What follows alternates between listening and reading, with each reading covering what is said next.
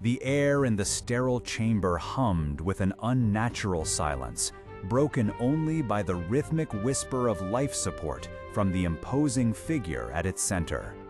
Darth Vader, newly encased in his ominous black armor, extended a gauntleted hand. In his grip rested something nascent, yet already radiating a terrible power. A lightsaber, its kyber crystal freshly bled, pulsing with a deep, malevolent crimson. As the blade ignited, casting a blood-red glow across the polished durasteel, a shudder rippled through the very force itself. But it was not merely the hum of the blade or the weight of the hilt that commanded his attention. In that precise moment, as the dark energy of the crystal solidified his commitment, an unbidden specter materialized before his mind's eye. Not a true force projection, but a phantom born of his own fractured psyche, a memory sharpened into a weapon against him. It was Obi-Wan Kenobi.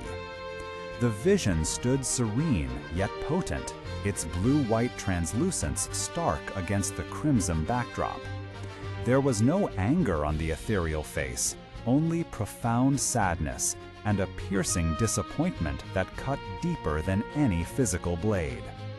"Anakin," the specter's voice echoed, not in his ears, but in the desolate chambers of his soul. "Look at what you have become, a shadow, a monster forged in the very fires you swore to extinguish."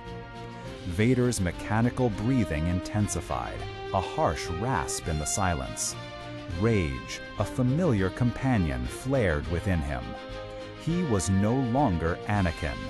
Anakin was dead, murdered by Obi-Wan himself, cast into a fiery abyss. This phantom, this unwelcome intrusion, sought to dredge up the weakness he had meticulously buried, the pain he had transformed into power. "You speak of weakness, old man?" Vader's thoughts were a snarl, though his physical form remained still. "It was you who left me to die, you who betrayed me. I am reborn, free from the lies of the Jedi, free from your weakness." The vision merely inclined its head, the sadness deepening. Freedom, or a gilded cage of your own making? You cling to power, but at what cost? You have traded compassion for control, love for fear. Is this truly the chosen one, the one destined to bring balance? The words were precise, each one a needle jabbing at the raw, unhealed wounds beneath the armor. They spoke of a past he desperately sought to obliterate, of a brotherly bond he had brutally severed. This was more than just a memory. It was a challenge, a mental duel staged within the confines of his own broken mind. The force pulsed around him, not as a coherent flow, but as a maelstrom of conflicting emotions, the lingering light of Anakin warring with the consuming darkness of Vader. He raised the newly bled crimson blade, not physically, but in the battleground of his mind. He lunged, a manifestation of pure, unbridled fury, seeking to strike down this persistent echo of his past. The specter of Obi-Wan, however, did not flinch. It was not a physical being to be cut down. Instead, it met his mental assault with quiet fortitude, with the unwavering strength of its convictions, deflecting his rage with painful truths and inconvenient memories. Vader was confronted by flashes, Padmé's face etched with despair. The younglings in the temple, their innocent cries silent now. The warmth of a friendship long extinguished. Each image was a phantom limb, an ache in his being that he tried to deny. The vision of Obi-Wan served as a mirror, reflecting the atrocities he had committed, the humanity he had willingly shed. "You cannot escape yourself, Anakin," the vision whispered, its voice resonating with an almost unbearable intimacy. No matter how deep you bury him, a part of him will always remain, a ghost that will forever haunt you. Raged beyond measure, Vader funneled all his hatred, all his commitment to the dark side, into one final, overwhelming mental assault. He unleashed a torrent of pure, concentrated malevolence, a will so absolute in its desire for obliteration that it forced the very fabric of his internal landscape to bend.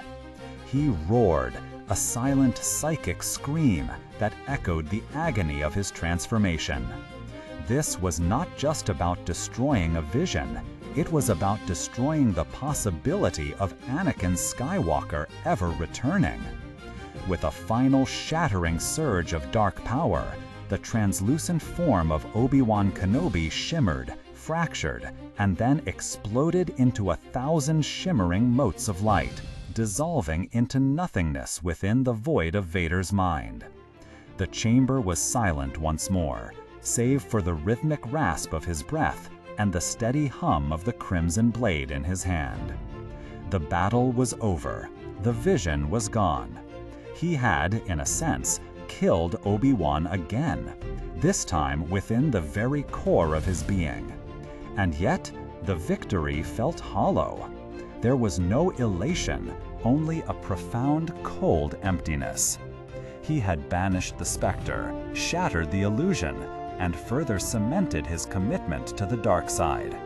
But the wound it had reopened, the memory of his brother and mentor, remained. It was a ghost that will forever haunt him, a reminder that even in his darkest moments, the echoes of what he once was and what he had lost will never truly heal. This was Vader's first Crimson Blade, but it was also the first manifestation of a truth he would spend a lifetime fighting. The ghost of Obi-Wan Kenobi, the ghost of Anakin Skywalker, was one he could never kill. Reflect on that for a moment. Even in the depths of unimaginable evil, the ties that bind, the memories of love and loss, can persist as a nagging ache, an unhealing wound. It's a testament to the enduring power of connection, even when twisted and broken. We've explored a deeply personal moment in the life of one of fiction's most iconic villains. What are your thoughts on Vader's internal struggles? Do you believe Anakin ever truly died, or was he merely suppressed? Share your insights in the comments below. If you found this reflection thought-provoking, please consider liking this video and subscribing for more journeys into the untold stories and deeper meanings behind the tales we love. Your engagement helps us continue to explore these fascinating narratives together.